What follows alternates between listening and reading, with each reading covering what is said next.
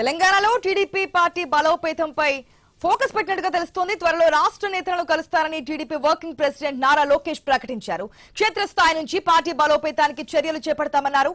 తెలంగాణలో టీడీపీ పూర్వ వైభవం కోసం మహానాడులో తీర్మానం చేశారు. పార్టీ నుంచి వచ్చే ఆదేశాలను రాష్ట్ర కేడర్ పాటించాలని లోకేష్ పిలుపునిచ్చారు.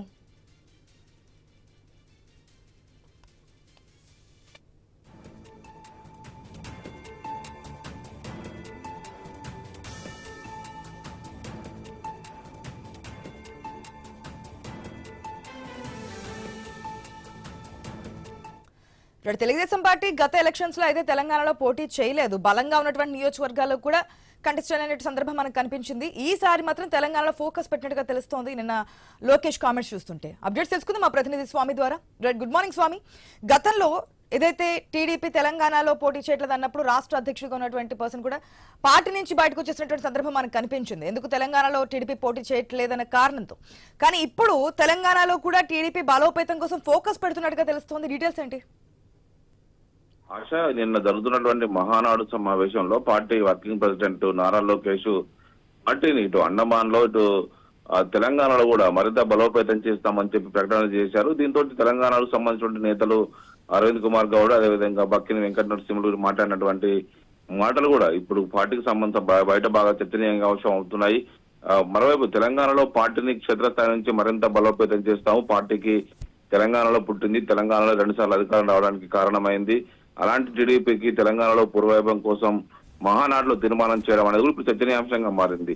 ఇప్పటికే తెలంగాణలో పార్టీకి సంబంధించిన క్యాడర్ అంతా కూడా దాదాపుగా ఎక్కడికాడ బయటికి కనిపించిన పరిస్థితి ఉంది. ఎక్కడెక్కడ కొంతమంది సానుభూతి పరులు, వైపు సెటిలర్స్ ఏరియాలో కొంత టీడీపీని సమర్థించే వారు కొంత బయటికి సపోర్ట్ చేయవచ్చు. కానీ పార్టీని ఇప్పటికిప్పుడు మిగతా పార్టీల మాదిరిగా రివైవ్ చేయడం అనేది కూడా అంత ఆశామాషి వ్యవహారం కాదు. ఇటీవల కాలంలో భారతీయ జనతా పార్టీ తోటి ఇండియా కూటమిలో చేరినటువంటి టీడీపీ అదే జనసేన రెండు కూడా తెలంగాణ పైన కాన్సన్ట్రేషన్ చేస్తామని చెప్పి ప్రకటించినప్పుడు కూడా తెలంగాణలో ఇప్పుడు కాంగ్రెస్, బీజేపీ, బీఆర్ఎస్ 3 కూడా బలమైన రాజకీయ శక్తులుగా ఉన్నాయి.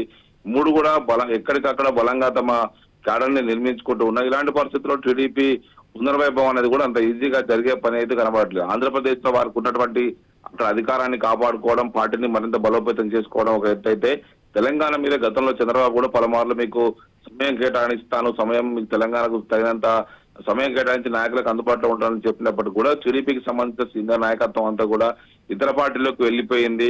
ఏకంగా పార్టీ రాష్ట్ర అధ్యక్షుడిగా పనిచేసిన ఎల్రమణనే బీఆర్ఎస్ పార్టీలో చేరి ఎమ్మెల్సీ అయ్యారు.